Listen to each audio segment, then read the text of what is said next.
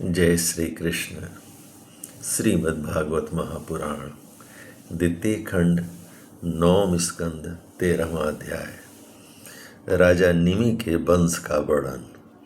श्री सुखदेव जी कहते हैं, परीक्षित, इक्ष्वाकु के पुत्र थे निमि।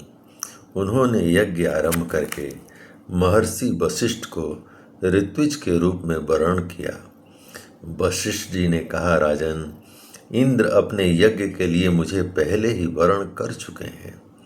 उनका यज्ञ पूरा करके मैं तुम्हारे पास आऊंगा, तब तक तुम मेरी प्रतीक्षा करना। यह बात सुनकर राजा निमि चुप हो रहे और वशिष्ठ जी इंद्र का यज्ञ कराने चले गए। विचारवान निमि ने यह सोचकर कि जीवन तो क्षण भंगुर है, विलंब करना उचित न समझा और यज्ञ प्रारंभ कर दिया।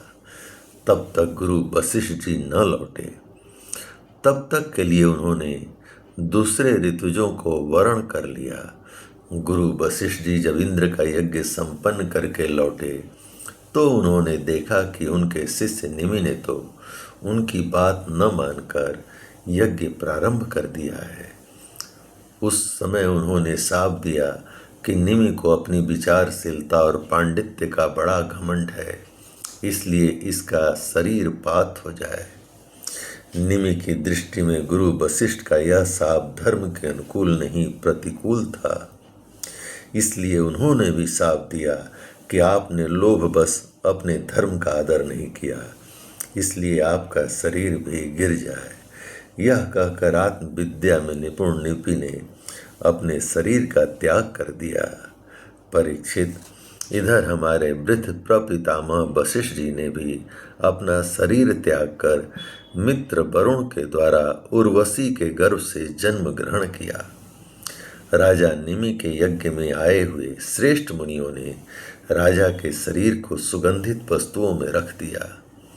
जब सत्र याग की समाप्ति हुई और देवता लोग आए, तब उन लोगों ने उनसे प्रार्थना की, महानुभावों, आप लोग समर्थ हैं, यदि आप प्रसन्न हैं तो राजा निमि का यह शरीर पुनः जीवित हो उठे।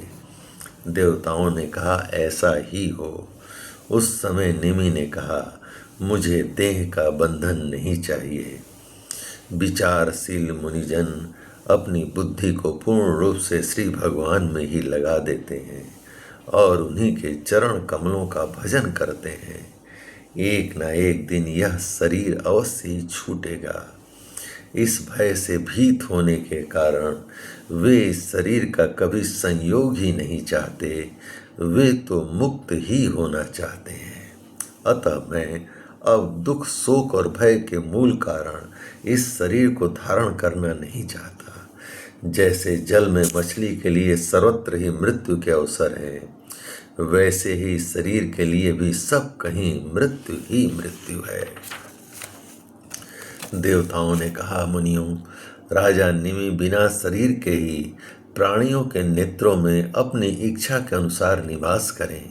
वे वहां रहकर सूक्ष्म शरीर से भगवान का चिंतन करते रहें। पलक उठने और गिरने से उनके अस्तित्व का पता चलता रहेगा। इसके बाद महर्षियों ने यह सोचकर कि राजा के न रहने पर लोगों में अराजकता फैल जाएगी, निमि के शरीर का मंथन किया। उस मंथन से एक कुम्हार उत्पन्न हुआ। जन्म लेने के कारण उसका नाम हुआ जनक। विदेश से उत्पन्न होने के कारण वैदेह और मंथन से उत्पन्न होने के कारण उसी बालक का नाम मिथिल हुआ।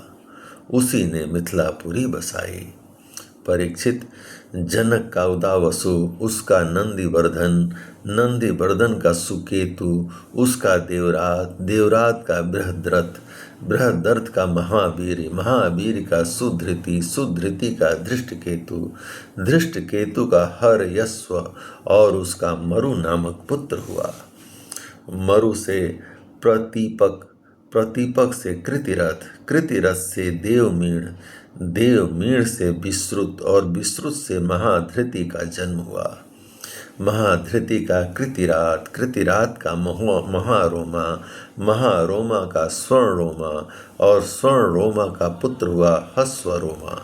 इसी हस्व रोमा के पुत्र महाराज शीरध्वज थे।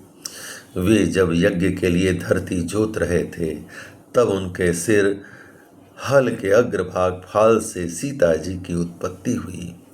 इसी से उनका नाम सिरध्वज पड़ा। सिरध्वज के कुशध्वज, कुशध्वज के धर्मध्वज और धर्मध्वज के दो पुत्र हुए, कृतध्वज और मितध्वज। कृतध्वज के केसीध्वज और मितध्वज के खांडिक्य हुए। परीक्षित, केसीध्वज आत्मविद्या में बड़ा प्रवीण था। खांडिक्य था कर्मकांड का मर्मज्ञ। वह केसीध्वज से भयभीत होकर भाग गया। केसीध्वज का पुत्र भानुमान और भानुमान का सतधुम्न था।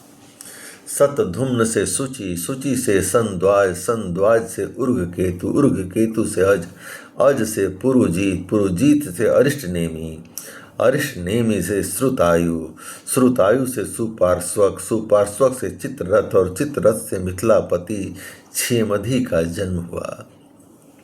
क्षेमधी से समरथ, समरथ से सत्यरथ, सत्यरथ से उपगुरु और उपगुरु से उपगुप्त नामक पुत्र हुआ।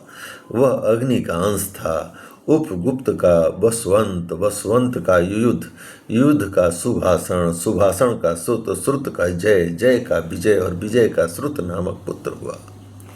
श्रुत का सुनक, सुनक का वीतहस्य, वीतहव्य, वीतहव्य का धृति, धृति का बहुलाश्व, बहुलाश्व का कृति और कृति का पुत्र हुआ महाबसी। परीक्षित, ये मिथिल के वंश में उत्पन्न सभी नरपति मैथिल कहलाते हैं। ये सब के सब आत्मज्ञान से संपन्न एवं गृहस्थ आश्रम में रहते हुए भी सुख दुख आदि द्वंद्वों से मुक्त थे। क्यों न हो, याज्ञवल्क्य के आदि बड़े बड़े योगेश्वरों की इन पर महान कृपा जो थी। जय श्री कृष्ण। इस प्रकार भगवान श्री कृष्ण की महान कृपा से श्रीमद् भागवत महापुराण द्वितीय खंड 9वें स्कंद का 13वां अध्याय संपूर्ण हुआ। जय श्री कृष्ण।